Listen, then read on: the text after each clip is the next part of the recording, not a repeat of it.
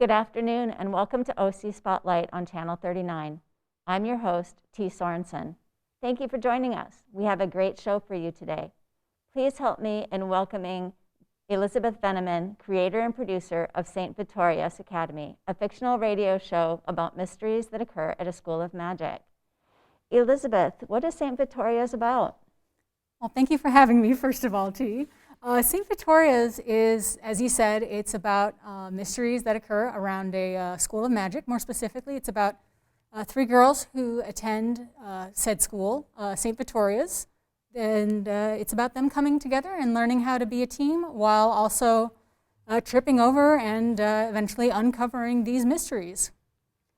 What are some of the mysteries that the mages uncover? Well, there's many of them, but for starters, there's creatures in the woods, and they that end up being a threat, basically, and they have to, figure out what they are and why they're there. Another mystery is that one of the main characters, Angela, ended up, her best friend disappeared the previous year after an incident at the school, so they're trying to uncover what exactly happened to her. Awesome. So what are the main characters like? Well, there's Beatrix Price, who's kind of the de facto protagonist, and she's very energetic and gung-ho, but she's a little socially awkward, and so a lot of her arc is kind of learning to trust people and let them in and make friends. But she's very excited to be a mage. Then there's Angela Martell, who she lost her best friend the previous year, and she seems kind of like whimsical, fun, free-spirited, but she's actually one of the more tactical-minded of the group. And when she puts her game face on, she can get pretty serious. The last one is Eleanor Convallaria, who's basically the class representative. She's a bit of a busybody. She does not get along with Beatrix, so a lot of it is those two learning to get along with one another and learning to kind of understand where the other is coming from. Eleanor accepting Beatrix while also, finding herself being accepted as well, and maybe not being above it all as she tends to act. Okay. Tell us about the character you play. Oh, so I do play a character. Her name is Leah, and she's not a student at the school. She is a local engineer that the girls meet and befriend. So she's kind of the audience's view into the world. And she basically ends up being like the Q from James Bond for them, where she'll make like little gadgets and whatnot. Because while she doesn't have any magic specifically, she's very interested in the idea of marrying technology and magic, and not just seeing the two coexist, but maybe cooperate and become something more. Okay. Thank you, Elizabeth. We need to take a short break. But stay tuned to Channel 39 to get the inside scoop on the production of St. Victoria's Academy.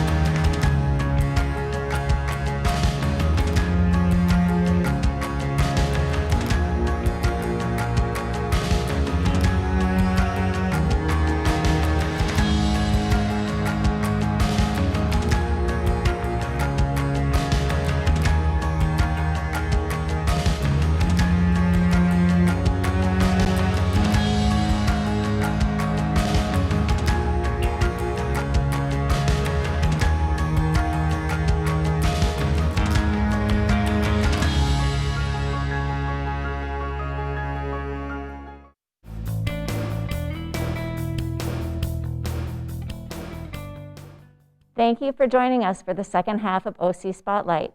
I'm your host, T. Sorensen, and we're back with St. Victoria's creator and producer, Elizabeth Veneman. Thank you, Elizabeth. I imagine that there's a lot more to producing a radio series than most people realize. What are some of the milestones that you and your team have completed in the production of St. Victoria's? The first milestone was finishing the scripts, which happened last year, at the beginning of last year. that was really kind of the official start of the project. Our next big milestone was when we finished recording everything. We got all the audio in the can by the end of summer 2021. We recorded for about 4 months there, and the bulk of the audio was completely done by August of 2021. And then the last big milestone that we celebrated was getting all of the audio laid out in our tracks. So right now the radio play is actually in a listenable format. It doesn't have sound effects yet because that's the last big step we need to take before we can polish and release. But we've picked the takes, we've done the retakes, and we have everything kind of now in a very nice, listenable form, which is awesome. Well, you've accomplished a lot. What challenges have you faced in this production? I have faced a lot of challenges, but fortunately I have 2 wonderful producers helping me out.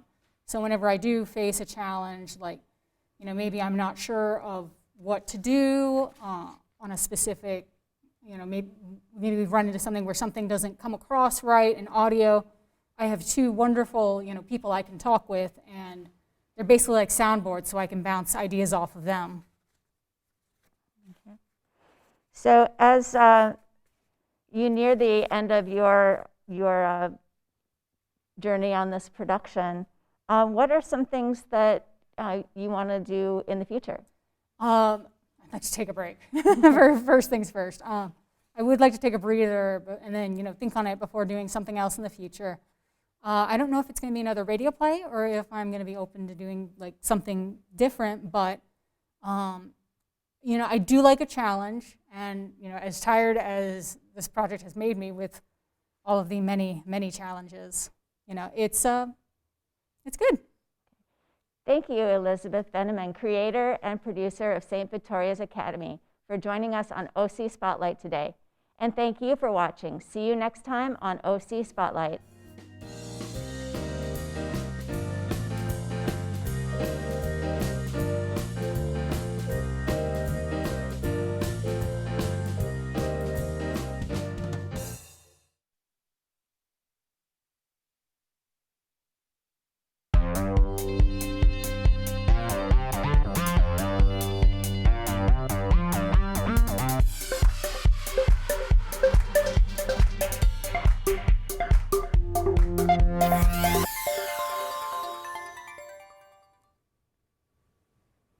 Good afternoon, this is Garrett Bell coming from the Saddleback studio, and today we'll discuss the topic of dog ownership with our special guest, Cyril Lumboy.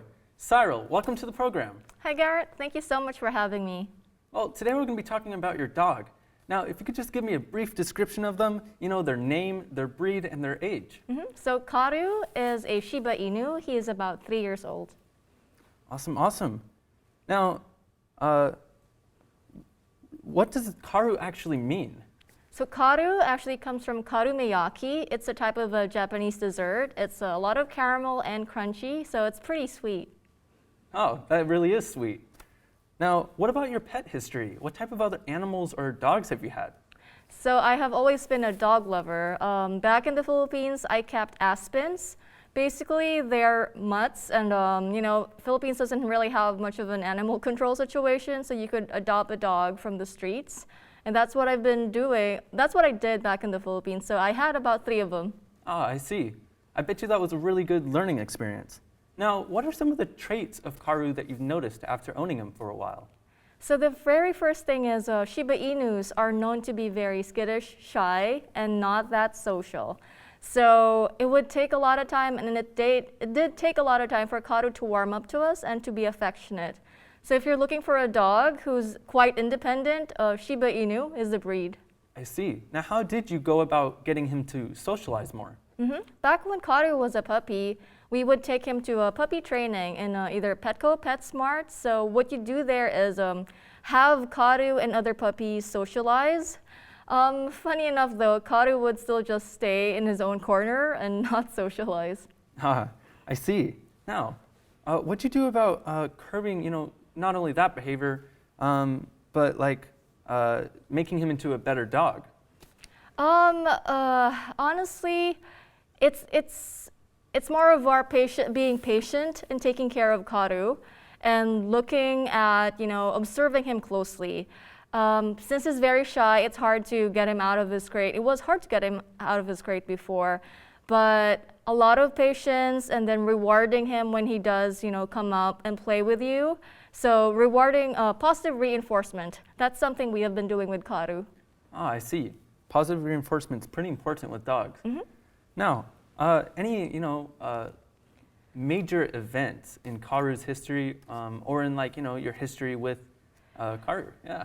Okay, so reading about Shiba Inus, they are known to run away, and we had to learn it the hard way. So Karu has actually run away before. Really? He's run away before? Yes. Wow. 3 times. 3 times? Wow. That must be so insane, losing your dog like that. I know, and you know what? It's a very hard learning experience, but hey, we learned as dog owners. Yeah, I bet. That must have been very, scary. It's something really to be concerned about moving forward, especially because, you've had other dogs, and so, even if it's just a different dog breed, you'd kind of expect some dogs to have similar characteristics, right? True, Whether but that be not staying in or Shibas. not. Yeah.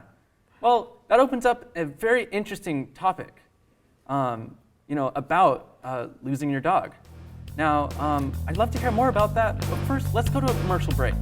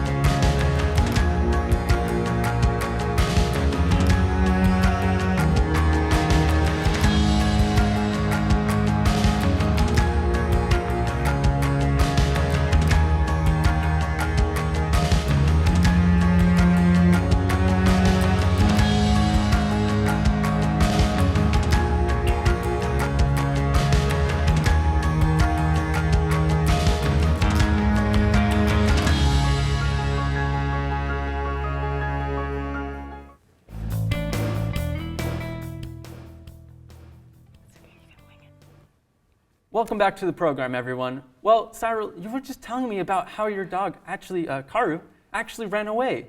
That must be really crazy and traumatic. So what type of steps did you take to even find him?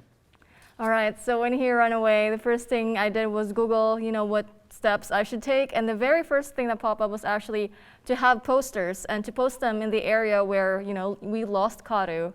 And because we had the posters up, we were very lucky to have the attention of a local animal organization, Leashes of Love, who actually even got in touch with me and offered, tips on how to better get him back home. And one of the things is to have Karu's toys and favorite treats and spread them in the area where we lost him. And another thing is to always, as much as possible, keep your doors open and hang your used clothes, because dogs have a very sharp sense of smell. And if they could smell you, dogs usually would like to come home. Interesting. Now, what about any steps to not have it occur again? Okay, so it was, a very hard learning experience. The first thing we did was to find a GPS tracker. So right now on Karu, we have this thing called the whistle. And this whistle is paired up with an application on your phone. And you could actually monitor him real time via the app. Oh, wow, that's really cool. Well, we actually have a very special guest coming into the studio today. Let's see him. Oh, Karu. Hi, baby. Say hi. Oh, so this is Karu. Wow. And, I might say he, definitely looks in physical shape, especially after, getting out of the house, going on so many adventures. I could tell that he looks like a very adventurous dog. Yes. That's so awesome. Yeah. Oh, that's great. That's really great. What about any small factors, interesting factors about a Shiba? Oh, because Shibas are part of an ancient breed, they maintain some of those instincts, like one of the instincts to actually have a den, to hide in a den Karu has his own very own den. It's actually a thick blanket, which we call a cloud. So Karu would crawl underneath that and sleep for most of the day. That's so funny. That's such a cool thing to have an animal like that. Well, Cyril, thank you for providing us so much great information on your Shiba breed and your very cute, friendly dog, Karu. Thank you for joining us, and thank you for joining us.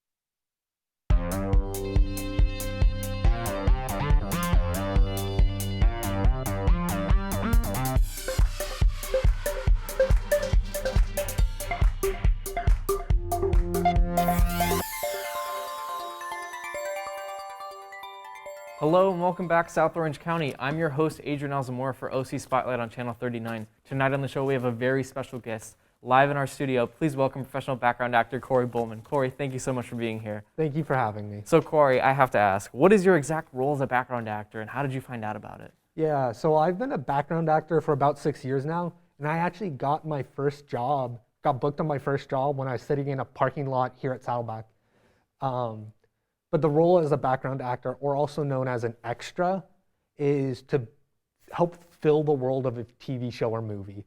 I'm there to make the world look alive, and I don't want to do anything super noticeable. I want to just blur into the background. And how did you find out about background acting? So I'm not exactly sure how I found out about it, but I've been interested in the entertainment industry and stuff, so I probably heard it from somewhere. But then the reason I wanted to start doing it was because I wanted to get on real Hollywood sets, because real Hollywood sets, they're awesome. And what would you say is one of the hardest moments you've ever had as a background actor? I don't know if I could pick a single hardest moment, but some of the hardest stuff to deal with are the long working hours.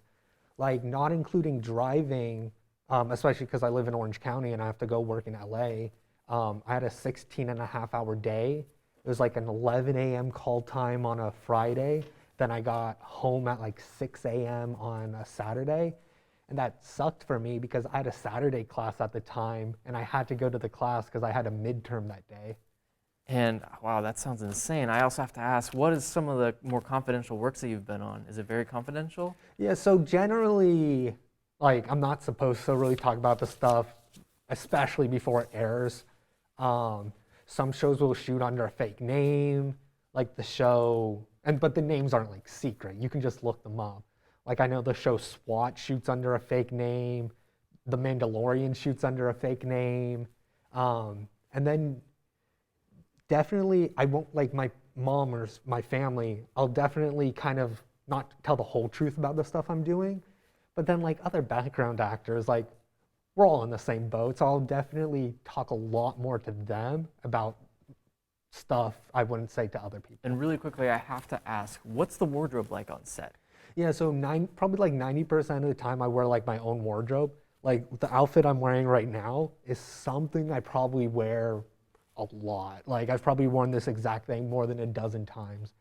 And I'm always supposed to try and bring my own wardrobe to match what they want, but sometimes they have to give me wardrobe, especially if it's some sort of period piece. And I understand we have here your wardrobe bag. Can you tell us a little bit about that in a couple words? Yeah, so that's my garment bag. I got it pretty quickly after I started because it's just more professional.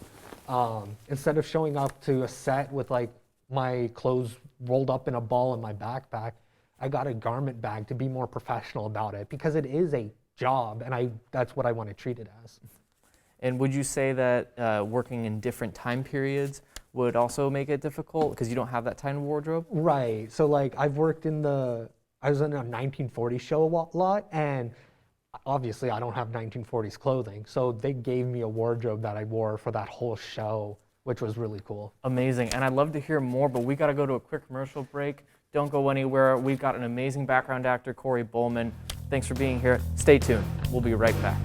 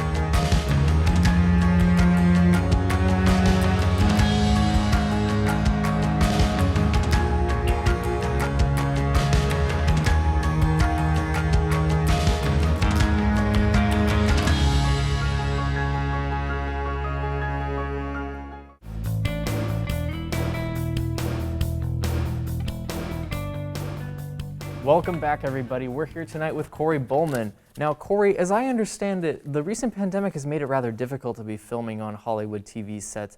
Would you say that these precautions have made it more difficult as a background actor? So I don't know. The most difficult thing that they've added is having to get COVID tested before every show.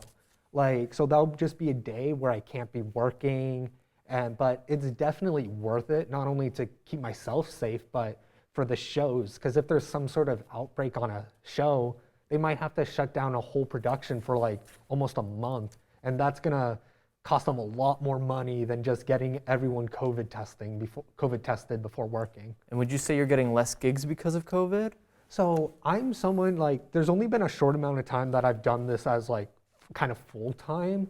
I'll generally work maybe a few times a month, but I know people who have worked every day of the week, and they've basically still this past few months they've been working every day of the week and similar amount as they were before the pandemic. And how do you usually keep track of all the jobs you have? Yeah, so I happened to get this journal when I signed up for Central Casting, the agency I use, from a different event I went to, and I'll write down all my information on it. And so the show American Housewife, probably 4 years ago at this point, on November 7th, I went to a Halloween party, and actually I'm pretty sure you have a picture of it, and I actually got a union voucher from that, which was awesome.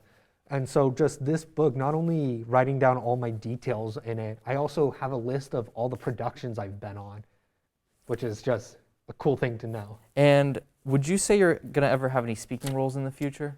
So generally, background actors don't have speaking roles. I've seen it a few times. You just have to get really lucky.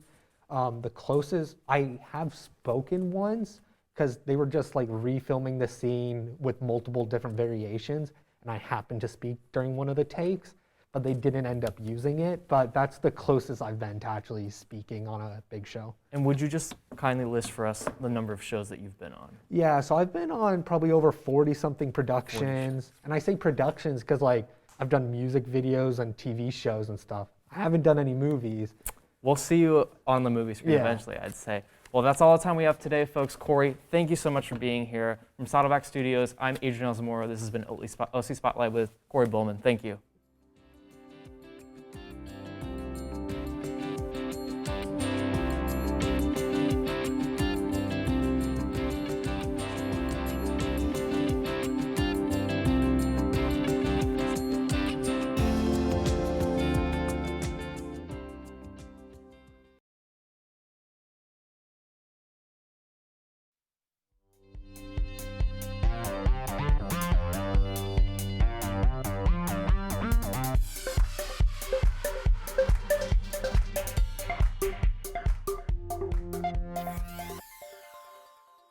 Hello, welcome to South Orange County. I'm your host, Gabe Perozo, bringing you the next OC Spotlight on Channel 389. On tonight's showcase, we have a very special guest. Live in our studio, it's Shintaro Yamasaki, a local filmmaker. Thank you for joining us today. So now, here's my first question. What got you into filmmaking, Shin? I would say what got me into filmmaking was this crossroads that I had right out of high school. Beginning off, I had very much a set plan to become an engineer, going from there, then going to a 4-year, all these different things. But once I came to Saddleback, I realized that if I do engineering, I probably wouldn't be fulfilled for the rest of my life. And so I took a gap year, tried to discover what I liked, what kind of passions I could pursue 10, 20 years down the line and keep doing it, keep enjoying it. And so film was one of the things that came to my mind. It was something I've always enjoyed and something I thought that I would enjoy much more in the future. All right. Well, so in terms of productions, how many have you worked on? I would say at this point, so I'm still probably very fresh when it comes to going on these different productions. So probably about maybe 2 or 3 dozen at the moment. All of them are big variety within shorts, features, music videos, promos. So it's just more so getting more experience in all these different fields. All right, and what positions do you work on in those productions? For vast majority of all these productions, I would primarily work in the G&E department or grip and electric. So these could be anywhere from key grip, gaffer, just a regular grip, and all of these would be in charge of just making sure that the set runs smoothly in terms of like all the equipment. All right, so what exactly do gaffers and grips do? For gaffers and grips, they are more so the ones that report directly under the DP. The DP usually has a set mission or a set vision that he wants to operate, and they'll usually communicate that with the gaffer, and then the gaffer will communicate that with the key grip. And it's usually making sure with whatever resources, be it budget, personnel that you have, and you make sure that that vision is executed well enough and executed perfectly towards that DP's vision. All right, well, so tell me about your experiences on these sets. Do you enjoy them? Yeah, honestly, I would say I love every set that I've been on. Sure, there's always going to be like one bad set, but at the end of the day, every set has its own ups and downs. Every set has had me learn something new, meeting new people, and so because of that, there's always like a freshness to every set that you've been on, to where you're not kind of like grumbling to yourself like, oh, I have to go to this next set, or this is a paycheck. For me, every set's been learning something new, learning new techniques, learning like operating new equipment, and it's always been something that I've enjoyed and something I probably hopefully will continue to enjoy. All right, so what are some of the most enjoyable ones that you've worked on? For me, there's a lot of enjoyable sets, but for personally, there's this group that I work with called Free Realm. They primarily do interviews and music videos, but I would say more so music videos have a spontaneity to it that I very much enjoy. Something about it where you're constantly creatively communicating with the director, the DP, the talent, and making sure that they want something that's the general audience has never seen before. That's why a lot of people make their start in music videos, because they have a creativity and a freedom that often other avenues don't really have. Wow, that's really fascinating. So basically, I wanted to also ask you, so like, why do you prefer music videos over like those other sets you were talking about? I would say just more so like just the people often are different when it comes to music videos, the freshness it has, and more so I would say when it comes to music videos, Thank you for your answer, Sean. I'm sorry to interrupt you, but we'll be right back after this commercial break with more questions. Stay tuned.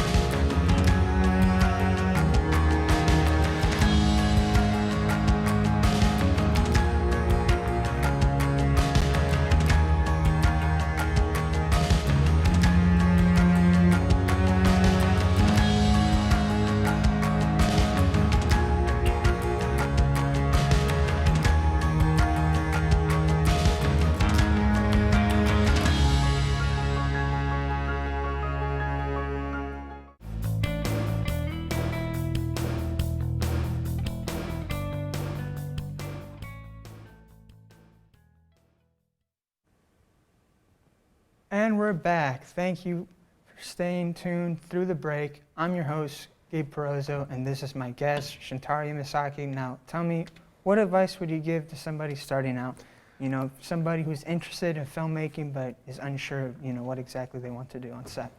I would say that's a very great question. Oftentimes when you're first starting out, there's so many different positions, so many different words that you have to remember, that I would say the best way to go and get your feet wet would be to just research all these different positions, knowing the difference between the director from the DP, and researching what you like, whether you might be more aligned towards the camera department, or you might be more aligned towards creatively towards the production department, working with all the sets and all these different aspects. I would say more so than anything else, it's great to experiment which positions you like and what positions you don't like. All right, so that brings me to my next question, gear. How do filmmakers afford gear? What is your advice? Is it better to rent gear or buy gear? I would say when it comes to gear, it's probably a bit of both. For the most part, if you can afford, let's say, the smaller stuff like gaff tape, every set's going to need that to invest in probably these smaller aspects, a camera cart, all these different little things that you can maybe you don't have to go full all into your bank account or anything like that. The point where you go into like renting would be more so with like expensive cameras, expensive lighting, things like an Arri Alexa. Those things cost about $50,000 to $77,000, and I think a lot of college students, they can't really afford that. So what's often nice is that with renting companies, you can rent that same equipment for $2,000, $3,000 for over a weekend, where it's much more manageable. You have much more access towards a nice camera. You can put that for your picture. You can put that for your short, and for the most part, like, very expensive gear would be great to rent, but then anything smaller stuff to where you think would be useful for like any set that you're on would be great to buy. All right. So would you say that TV set gigs or film set gigs are more difficult to secure? I would say personally, it's in terms of just getting work and getting experience, film gigs have helped, are very much easier, I would say, in terms of just because there's always going to be a film set, whether it be a short, a commercial, or a promo. You can constantly be on those gaining experience. But counter to that, for TV, I would say it's much easier to, let's say, get an internship within a TV studio and then gain the experience through there, making sure that you can maybe make those connections through a TV studio, which might be a lot easier compared to where on a film set. All right. Well, thank you for joining us today on the show, but it looks like we're out of time. From Saddleback College Studios, I'm your host, and this has been OC Spotlight with Shintaro Yamasaki. Thank you very much.